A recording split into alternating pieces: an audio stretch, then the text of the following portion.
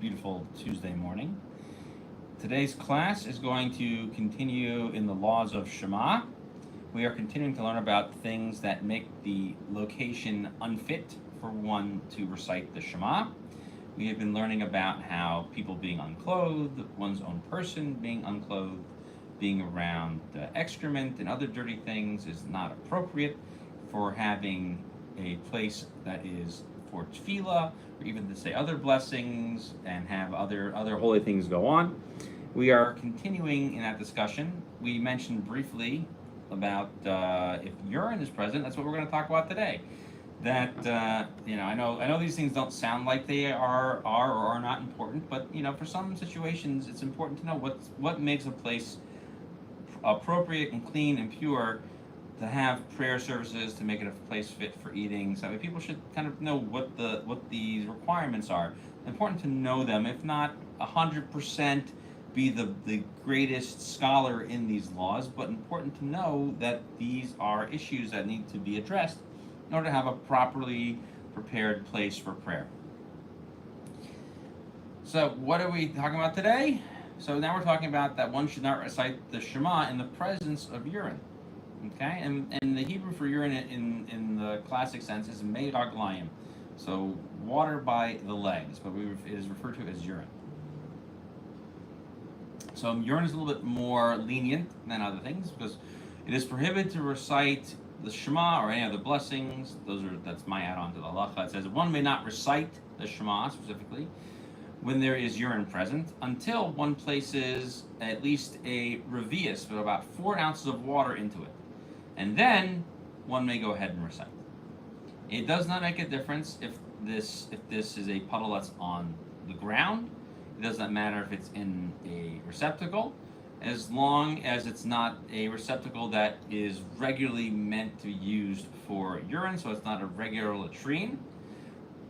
And we will because those laws will be discussed at about 10 Siman later. There are ads over here in 87.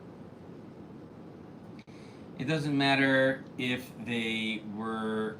It doesn't matter if they themselves were in the vessel at first, and then you put water in it, or there was water in it and you put water into it afterwards. Okay, so meaning that if it's a receptacle that normally receives urine into it, one may not say or pray in a place like that. So that's why it's important to know one can't say blessings and such while in a restroom, even modern restrooms. And visiting sick, caring for someone at home who is sick, and even oneself. Right, and also too, like even just going somewhere in a restroom and so on.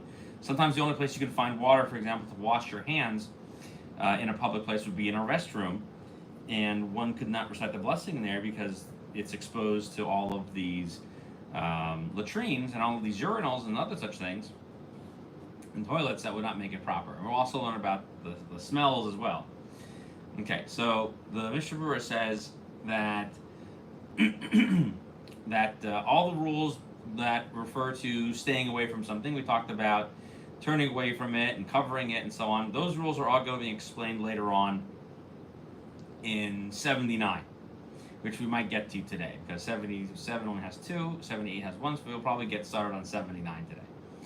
So you have to put a revius into the water, because the Torah, when we mentioned this before, the only real prohibition the Torah says is that one can't recite the Shema while someone is actively urinating. Okay? And once it falls on the ground, the prohibition at that point becomes rabbinic. And we mentioned that at the end of the previous Siman, 76.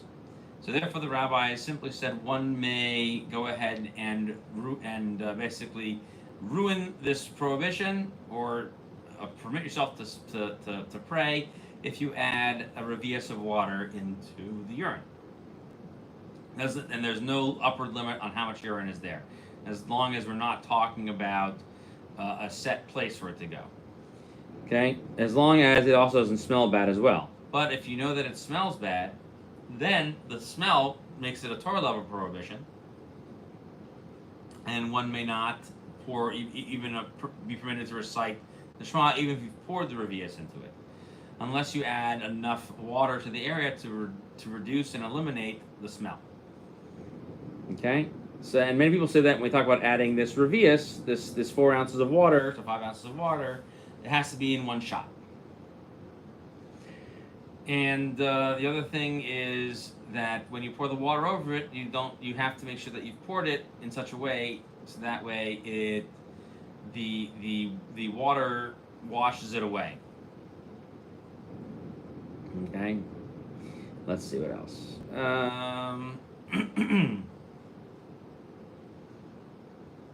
Okay, let's see.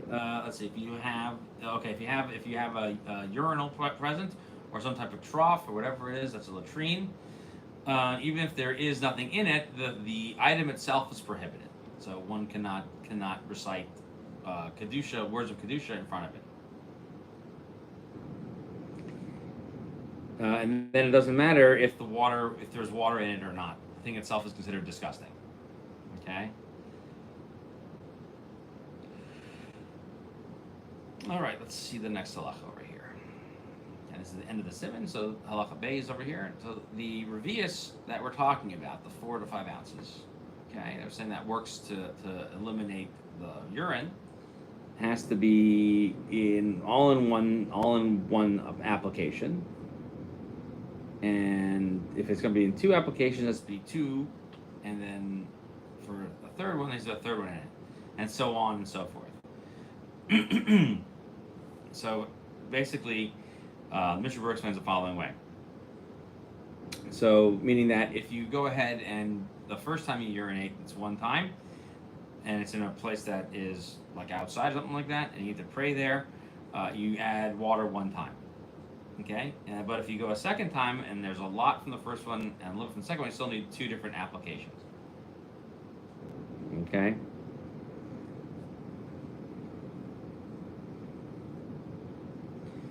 So there's a tshuva from the Chacham C who says that if the urine is less than a revius, then you don't only need to add more water than actually was urine that was present, and you don't need to add a whole revius. So that is him. But so as long as you have more water than the urine that's actually present, and everyone seems to agree with him. Okay. So there is an opinion. So the opinion in the Shulchan Aruch is a very common one. It's the opinion of many early rabbis. There was actually one opinion of Rabbi Shlomo ben Aderet, who is known as the Rashba, and that he seems to not take that opinion that you only need 1 revius for all of them. However, some later rabbis have opened that the extra revius for a second time of urinating is only when they come in different times of the day. Or if you went to the bathroom the first time, then you add your splash of water in there, and then you go a second time, you're going to need a second one. However, if you went ahead and never did that, but really you go to relieve yourself multiple times, and then you realize, oh, it's time to recite the Shema, then everyone would agree to this opinion that even one time would be acceptable, and that would be okay this time. So if you go camping and you all night long everyone goes to this, let's say like there's 4 or 5 people or maybe 10 people all using the same spot, right? And then you want to make sure you can daven. You go to that one spot, you pour your revius of water in there, and then everybody would be happy with you. Okay, and that's the halacha for that. So that'd be a good camping halacha. All right, we are now going to move on to 78. Don't worry, I will adjust to make sure that the video states that we're doing 77, 78, and then we'll go on to 79. Okay. What if you have to use the restroom while you're reciting the Shema? That's what this halacha will talk about. So if someone's reciting the Shema, and someone feels, so let's say someone's having an issue with bladder control, okay, or they're having other issues, and they start to feel that the urine is coming out of themselves. They have to stop reciting, and they have to go take care of urinating until that's done. And they have to go back and recite again. And this is even if some urine fell onto their clothing, and it got wet enough to actually wet something else. That's how it's so saturated the garment that it would make something else wet too. But since they're absorbed into the garment, that's not a problem. You can go change your clothes later, but for finishing the Shema, that's not a problem. However, if it fell out of your clothing and went onto the ground, you have to step arba amos away. You have to step a good body length, like a full length of a person, like that's a good 6 feet away. That is a Shulchan Aruch. The Ramah adds the following.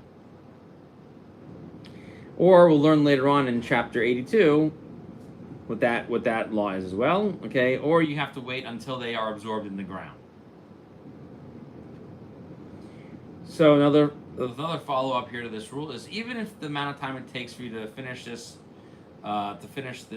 urination is more time than it would take to finish the Shema, you still only have to return to the place where you stopped or paused. The Ramah adds, some people say if you have taken a pause long enough to complete the entire Shema and its blessings, or the entire Shema, one should return to the very beginning and start over again. And that is the main rule. And we said this rule earlier in chapter 65. And we measure this based on how long it takes the person himself reading to do that. Now, let's look at some of the details of this law. If one is reciting the Shema, or any other laws of the Torah, or any other reading the Torah or anything else, or he's davening, you have to stop and take care of your bodily function, especially if it's uncontrollable right now. Take care of that first, then come back. And even if it's going to be a long break in the middle of davening, you are not allowed to continue davening until you finish your bodily needs. Okay, and even if it means that the whole thing's going to be lost, you have to stop. So we're teaching you a very important rule, that when you got to go, you got to go. And however long it takes, just come back to the place where you pause, unless you're going to finish the whole thing.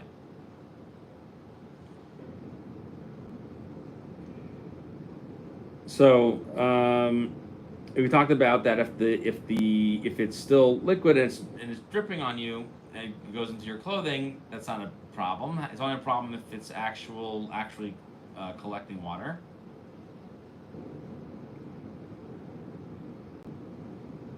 Yeah, however, if your legs are still a little wet from this, that's not a problem, says the Mishnah Berurah.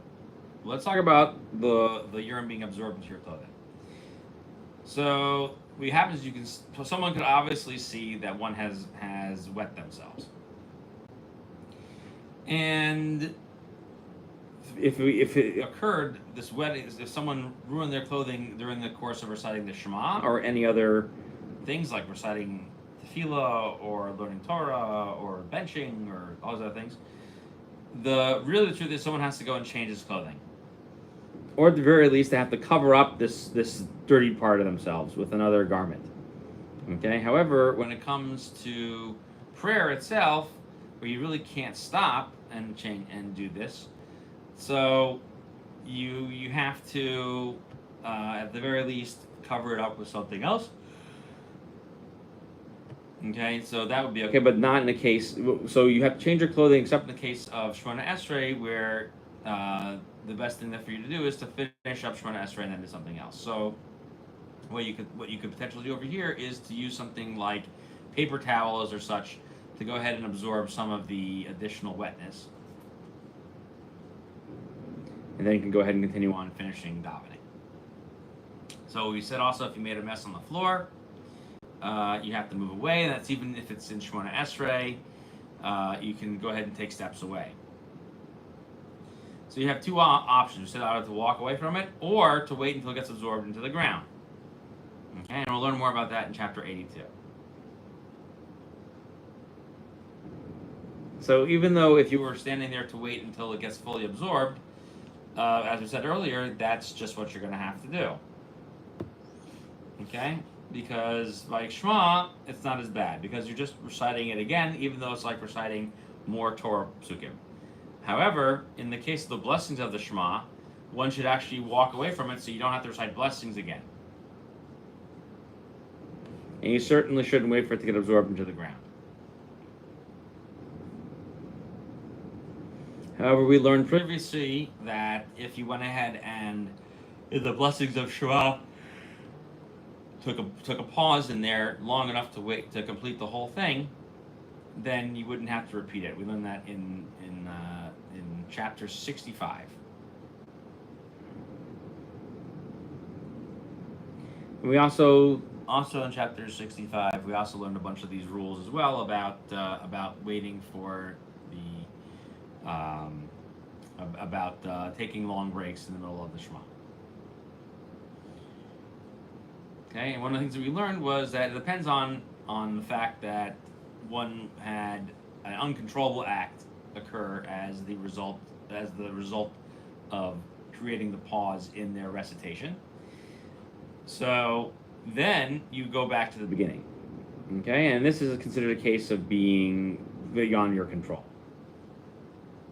So in the case of Shmona Esrei, if you're reciting the tefillah and you feel that you can wait, okay, and you wait on it, okay, yeah, or I'm sorry, you wait for someone to bring you water, or you wait for it to get absorbed in the ground, okay, and you've waited long enough for one to recite the entire tefillah, one actually, according to the Mishnah, does not have to go ahead and start the tefillah over again, because one can rely on the lenient opinion that you don't have to actually walk away from this because you're already reciting tefillah, okay?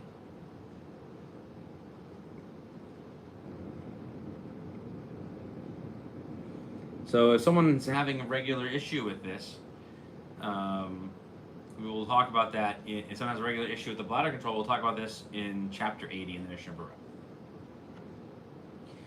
Okay, let's see. We're on Ayin Tess over here. Let's actually see if we can go through this relatively quickly. Okay, so if you have excrement that shows up while you're reciting the Shema, this would be often like if you have little children running around, someone drops a diaper in front of you. So if the excrement of a person is behind you, you must take at least 4 almost steps away from it, from as far away from it so you can no longer smell the smell of it anymore. Even if there is some type of illness where a person can't smell it themselves, you have to still go far enough away where you would be at the end of that smell plus an additional arba amos, right? 1 full body length. In other words, so as far as you can plus 6 more feet. Okay. And if it's in front of you, you have to go far enough away so you no longer can see it, even at night. It doesn't matter if and that's also doesn't matter if you can't see it either, because either you're blind or because you don't have your glasses on. Because one who can't see it has to stand at least far away from the place where it is resting until they can't possibly see it anymore, even during the day.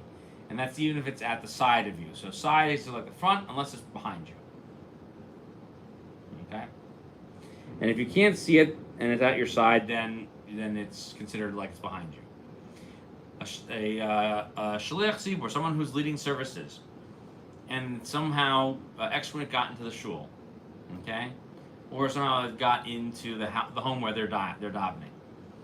Even if it's behind them, the entire house needs to be quiet until they take it out.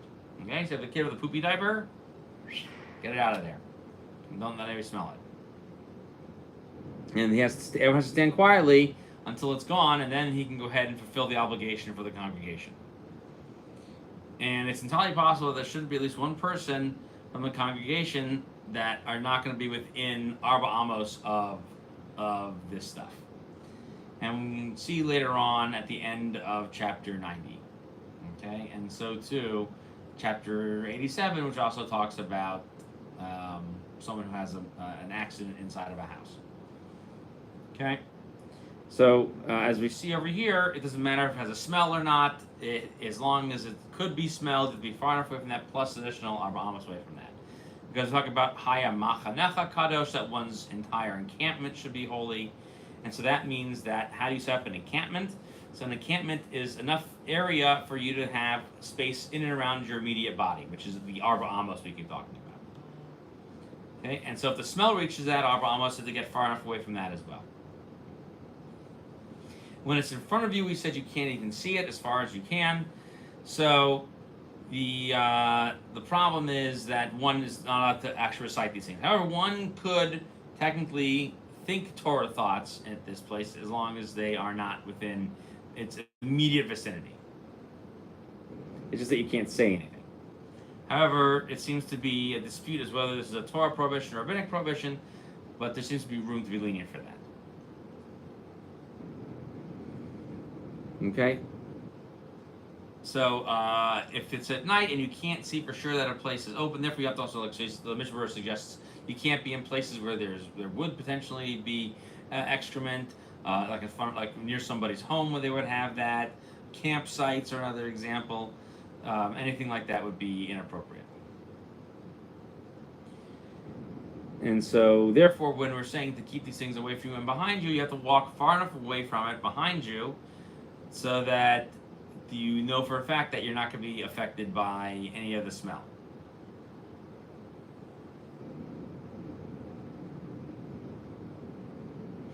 Another time when this is a problem is when you're reciting the blessing for Kiddush Levana, the blessing for the new moon, because sometimes there are places where there are some terrible, terrible smells, and one needs to be careful of that. Okay, so therefore someone needs to stay away from the edge of the street where this could potentially be a problem. And also, too, you should stay away from rooms where they often have diapers, pails, and stuff like that, to stay away from them as far enough away from the odor as possible.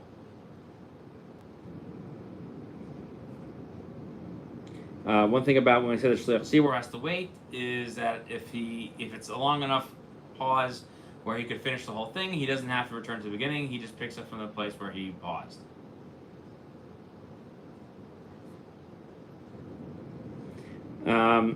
So the reason why we have to have everybody stop is because everybody is part of their obligation. The Mishnah says, well, even though nowadays every individual person is praying, nonetheless, every single individual has to respond to the blessings. And so therefore, one cannot, even though they're not actually saying anything, they can't even respond to Amen in those situations. Okay? And so too, if there's someone who leads services for Pesukei Zimra, the beginning half of Shacharis, then one is not allowed to listen to that or recite it until the excrement is removed from the place. And you can't even answer Amen or recite Kaddish, not other things that are there, until it gets cleaned up. And the same rule applies over here, that if he takes a long break, you don't have to start over again. And that law also applies to the blessings of Kriya Shema. But Kriya Shema and Tefillah itself, that if you take a break, and you still have it, you have to go ahead and start that over based on the time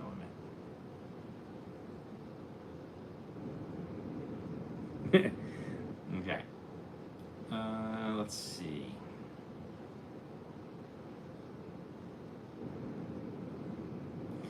Okay, so let's say there's a case of Mishnah brings a case of this. That there's a little kid that makes a mess all over the floor of the shul. So therefore, everybody has to pause, including the Shliach Tzibur.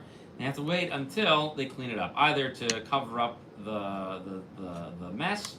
If it's soa, if it's excrement, he has to cover it with a kli, or if he urinated on the floor, you have to add water to it. Okay, or they have to walk at least 4 amos away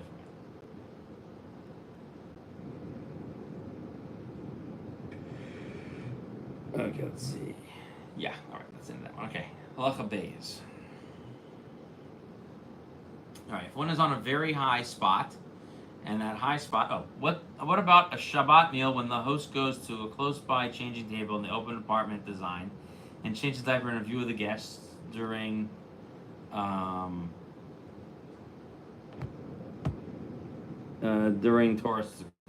discussion? Right, so I'm going to answer the other question about covering with dirt is not enough. Covering with dirt would suffice. That's because then it would be totally covered in dirt. So that would be inappropriate. So meaning if you have a child that made a number 2, one should refrain from discussing Torah discussions while the diaper is being changed. Okay, unless you can't smell it and you can't see it. So if you can't see, you have to actually see the excrement. If they're blocking it with their body and it's not making that big of a smell, because depending on the age of the child, sometimes they don't. It doesn't have any odor to it, which we'll learn about later. But if it's a very small infant, that'd be different. Okay, now let's say you're on a higher place that's 10 tefachim off the ground, right? So it's a good 36 to 40 inches off the ground. Or you're in a pit that's a good same. 30 to 40 inches in the ground. Okay? Or you're all in one building, okay, or one house. And this excrement is in another house. Even though there's an open door where you can see it in there, and you can sit by it and see it, okay, if you can't smell it, then you can still go ahead and daven. Okay, but since it's in a different room, we call that outside of your encampment. Okay, and that's according to the Rosh or Menasher. However, the Rajba takes a different approach. That's only if you can't see it at all. Okay, so he'd be more strict in this case. And if there is a smell, this doesn't work for anybody. Okay, now some people even say further that when there is a barrier in between it, it only works for when you can't. It only works for not being able to smell it. Okay, so the Mishnah Berurah says that whether you're standing up high or you're down low, basically, that's what we're talking about, is being in a different place from it. So it's like, for example, the Mishnah Berurah says in 87 later on, we'll see that if you're lying on your bed and underneath the bed is a chamber pot, okay, then we'll talk about those cases later on. Okay, so the room also has to be somewhat big. It has to be also not only has to be 10 tefachim high, but it also has to be 4 by 4 tefachim, so it's an additional 16 by 16 inches. So it's 40 inches high, 16 by 16 inches. That's what works for this. Okay, so it's not just in another house, but another room. Okay, and the point is that you have it in another place. It should be fine, and that'll be fine even if you just turn your eyes away.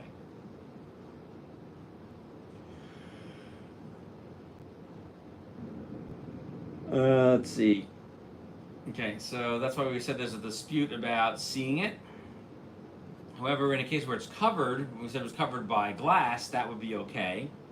Okay, that was the end of chapter 66. But over here, there might be a different problem of smelling it. So if you just turn your eyes away, or it's dark in the room, that would also work as well, since it's in another room. However, some people are strict on this because it's not actually covered; it's just in another area. It also means that you can't recite any other holy things. We mentioned like having a Torah discussion. And so too, if there's an open window, that'd be the same thing. Okay, so and especially if your open window is next to a dumpster, okay, and you could smell it or see it, that would also be a problem.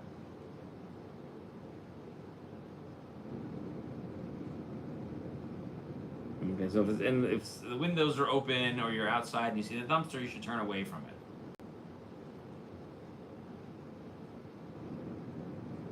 Okay, let's see. Next halacha.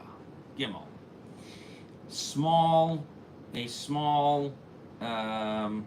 courtyard, which is open to a bigger courtyard, and the bigger one is larger than from all sides. So then it's not considered a separate room. It's considered open to the larger courtyard. However, if the bigger courtyard, if it has walls around it or fencing around it, and the fencing overwhelms the smaller courtyard, then in that such a case, the smaller courtyard would be considered is separate and distinct from the larger one, like a different house. Therefore, if you had an excrement in the bigger one could not recite it until you got far enough away from it, as we've mentioned previously. And however, if it's in the smaller one, then it'll be permitted without having to move far enough away from seeing it, as long as you can't smell it. Okay, so these are considered not quite covered, but not quite in the same area. Halacha 4. Okay, the excrement from a dog, okay, and a pig. If you put them into leather, okay, then the rule is the same as staying away from the excrement of people. And if not, then they are considered less stringent, are considered like the excrement of any other animal.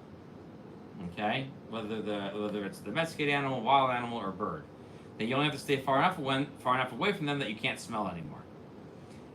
And so, if they do have a bad smell, then you have to stay away from them just like you would by excrement from people. Okay, and what does that mean? The Mishnah explains that people would just smell it and just be offended by it. Okay. However, other things that create a bad smell, such as things like kerosene or anything like that, that's not the same as excrement. Okay, so even though it smells bad, or you have rotting food, that doesn't count. Okay. Now, when it comes to other animals' excrement, so there's a dispute. So the ones that we talked about are the only ones that there's actually a prohibition. And if there's no bad smell reaching you, then you don't have to worry about it. So you don't have to investigate if there's a smell or not. You kind of know with which animals there's a bad smell. So things like cows, you can smell it. It's disgusting. It's gross, right? The cat it makes a mess in the litter box. Stay away from the litter box. Okay, so that's not the same thing as people, but nonetheless, what we're saying is that we know those things have smells, and you have to get as far enough away from them so you can't smell it anymore.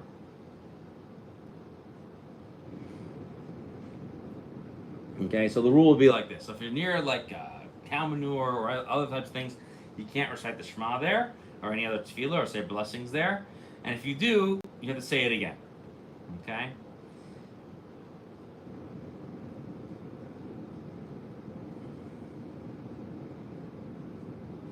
Okay, halacha hey.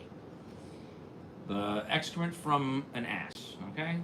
The ass, and if it's soft, okay. So like when they just came back from a long journey, and so too the excrement from a cat, and also other types of animals that have died and are starting to become ruined. They are considered like the excrement from a person. Okay, and someone who walks a long journey, even though they see excrement from another animal, they don't. If there's no smell from that excrement, they don't have to assume that it comes from either the ass or from the cat. Okay, unless it's a place where there's a lot of the ass is a common pack animal in your area. Okay. And the reason why, as we said before, is because we know for a fact that they smell bad regularly. Okay. Vav, in the Yerushalmi, it says it's prohibited. The Gemara Yerushalmi says it's prohibited to recite the Shema opposite the urine of the ass. Okay, that just came back from a long journey. Okay, and also you have to stay away from the excrement of red chickens. Okay. So they thought that this was because red chickens were worse than regular chickens. However, most people write that red chickens are the English hens. Okay, so that was the type of chicken they're referring to, also known as the Indic. Okay, and those are the ones that smell bad. So those are the ones that should be a problem. How about other chickens? The Shulchan Aruch writes in Zion says the excrement from chickens that are domesticated and go about the house, then they are considered less strict. They are considered like the excrement of other types of animals. But the chicken coop itself, that is really gross and has the rule of excrement from a regular person. Okay. Now, if the chickens, the Mishnah adds that if the chickens are sitting on their eggs, so they're considered more gross, and so therefore you should be more strict with them. Okay. Okay, and it's not just chicken coops, but any animal pen should be considered strictly prohibited. Halacha hey over here. Excuse me. You cannot recite anything opposite the dumpster because it smells bad. okay? And we assume that people just throw all types of nasty stuff in there. Okay, then we don't have to assume that there's any excrement in there, just that this thing smells baddest, like we mentioned before in other cases. Okay? So here's the general rule that Mishnah Berurah explains. The general rule is any bad smell that comes from anything that rots, one should always stay away from them. Okay? You have to stay far enough away from them so you can't smell them and you can't really see them. And that's the general rule that it's compared to excrement for people. Okay? And that your entire encampment should be holy. That's the rule. Okay. Halacha test. Okay, now, let's say you have somebody who has flatulated. All right? So it smells bad. So one cannot recite Torah until the smell goes away. And if it comes from somebody standing next to you, so that's you. Okay? If it comes from the person standing next to you, you can continue learning Torah because it's entirely impossible that people couldn't learn all day and not have somebody break wind next to them. And some people in the base medrash are also sleeping, and they're just blowing it out on a regular basis because while you're sleeping, I guess there's just the general rule that you flatulate more. However, one is not allowed to recite the Shema until the grand amount of flatulence that comes from all these sleeping people has come to an end. Okay? So that basically this is considered a leniency in this case. So you should go far enough away, the Mishnah Berurah explains, that not only you can't smell it, but also so that you can't hear it. Okay? And you don't really need arba amos from that. Just far enough away so you're not hearing it and you're not smelling it. Thank you very much for joining our little slightly extended learning session today. We'll pick up with our halachos next time. We'll pick up with 80 halacha. We'll pick up with chapter 80. Okay, we're almost done with the laws of Shema.